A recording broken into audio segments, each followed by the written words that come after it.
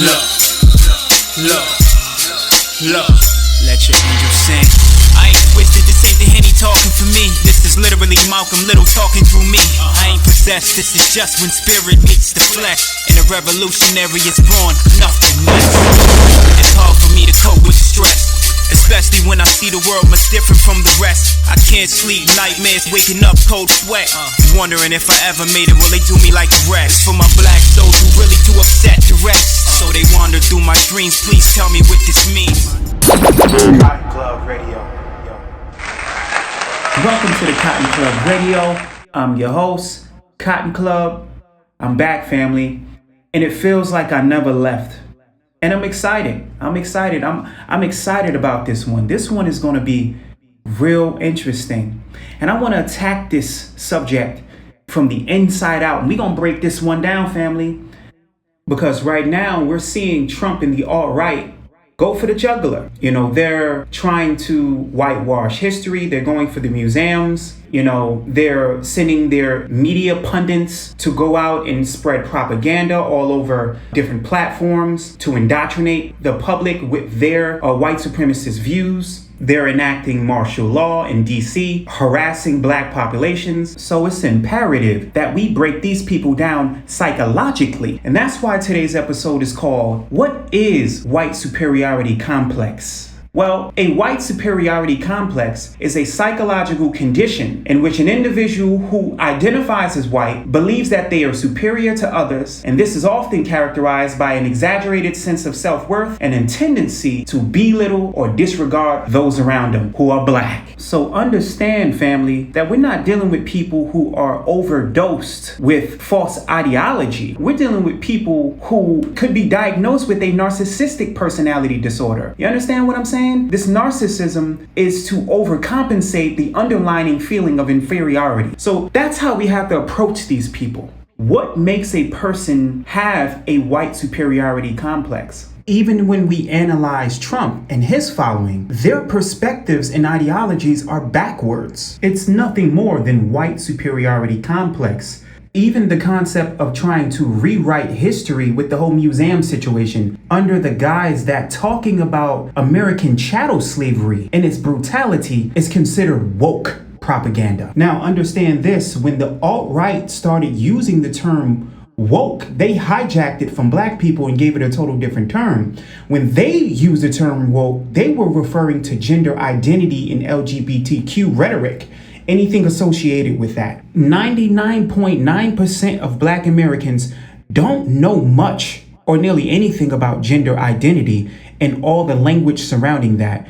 So how in the world is the alt-right connecting us and slavery to woke in their definition? Even many people who follow this ideology don't really understand the framework of its contradiction. The only thing that connects them all is that they've all agreed that now woke is a code word for black people, and whenever they use it, it's going to be attacking black people. In order for us to understand white superiority complex, we have to understand whiteness as a social construct and as a legal status. As a legal status, whiteness has historically tied itself to slavery, where laws were enacted to explicitly define whiteness as a privilege over black and indigenous people. Over time, the notion of whiteness evolved. For example, some European immigrants, like the Irish, initially faced discrimination and they were not accepted into whiteness. But through assimilation and willingness to embrace whiteness, the Irish distanced themselves from black Americans and even participated in the oppression of black people to secure their place in society. So now that we understand whiteness as a social construct and the concept of white superiority complex, we can break down the 5 levels and traits of white superiority complex. You understand, family? See, y'all thought I was playing when I said I was going to break this thing down. So number 1 in the 5 levels of white superiority complex is the exaggerated self-importance, where you see these individuals with this superiority complex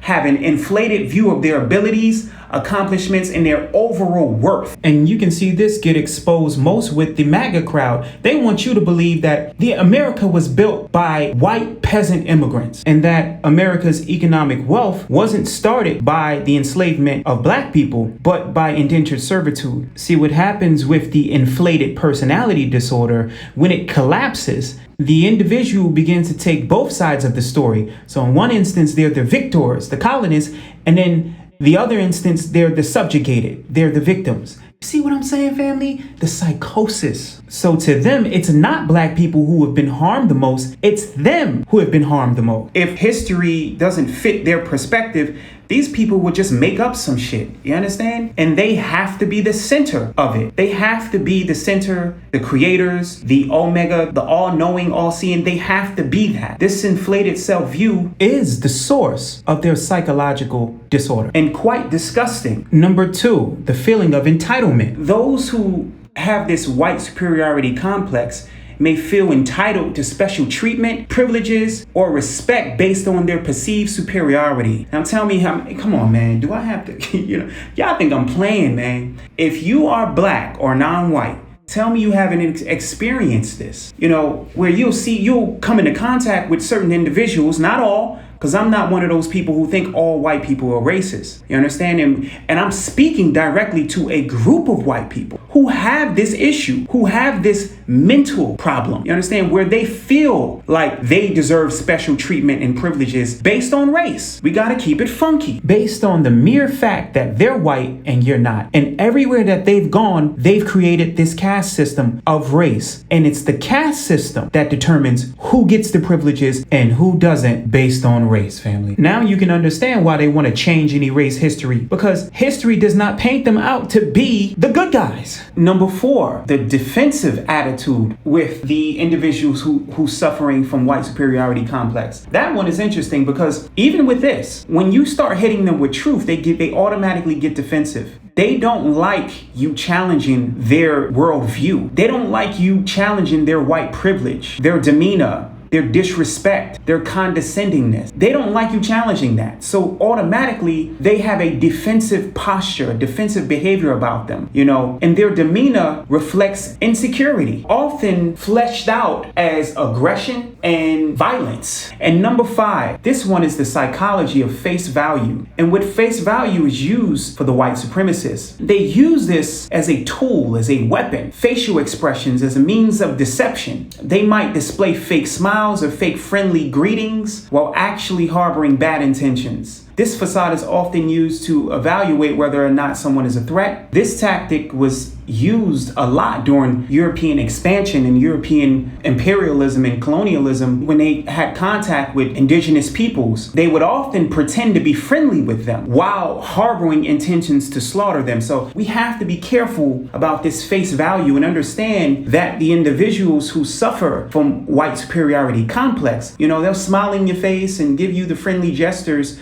all while plotting to do something insidious to you. So, I think that the movie Get Out was a perfect example of that. So that's the 5 levels to understanding white superiority complex. I wanted to give you those 5 levels, family, so we can understand who we're dealing with here. And not just look at these people as some minions who are just being indoctrinated with false ideologies. These people who are following Trump, because we tend to look at the white supremacists who are overt as the face of white supremacy, but there are a lot of white supremacists who are covert. We got to watch them too, because those are the judges, those are the police, those are the peoples behind the scenes who are doing real nefarious activity, who are putting us in positions that could harm us. Now that we can comprehend the psychology of white superiority complex, we can get a grasp and understand why the need for white supremacists to deny certain aspects of history as a defense mechanism, and why many white people in general reject concepts of superiority and totality. Like when you tell them about white supremacy, many of them reject it. What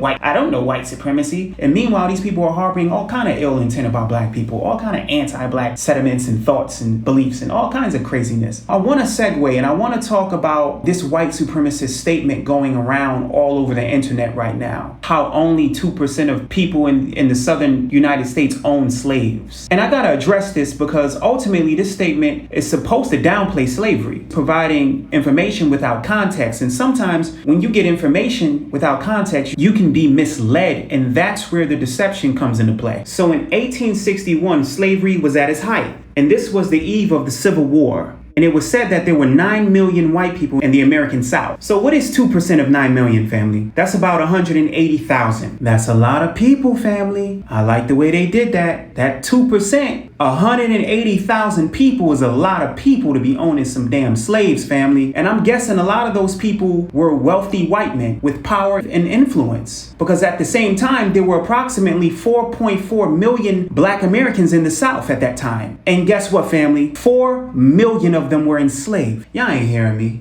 So 180,000 slave owners own 4 million black people? How could such a number of people maintain control over so many people? It would be impossible to maintain that many people without government-sanctioned systemic white supremacy, family. Come on, man, let's chop this thing up. So while these people are trying to rewrite history by telling you only 2% of white people own slaves, giving you the notion that not a lot of people own that many slaves. While they're telling you that, they're misleading you because they want you to not do the research. They just want to give you a confusing percentage and think that that's going to be okay. But we're living in a black renaissance right now. You can't get nothing past black people these days. Black people are doing the research, and when you say stuff, it will bite you in the behind if you get exposed. And right now, these people are exposed. Claiming that only 2% of white people own slaves is misleading, but it's a narrative designed to obscure the fact that a small percentage of wealthy whites own the vast majority of enslaved people in the South by way of collective control, meaning these wealthy white men were able to finance provided jobs for poor whites. And anything attached to slavery all helped and chipped in. And that's the missing piece, family.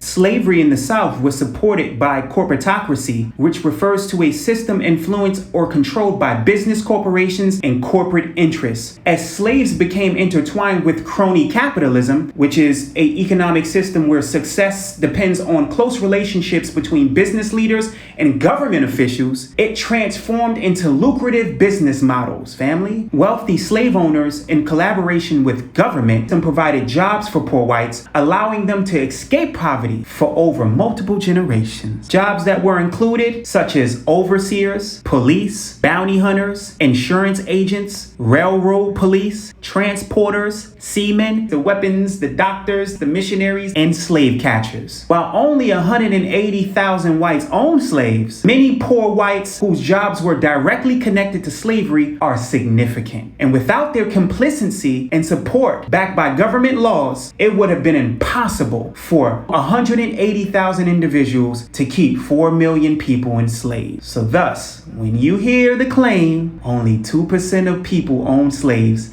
it is critical to understand that maintaining slavery was a massive collective effort involving nearly all 9 million whites in the American South. That's all I got for you, family. It's a Cotton Club Radio. Holla at me. King.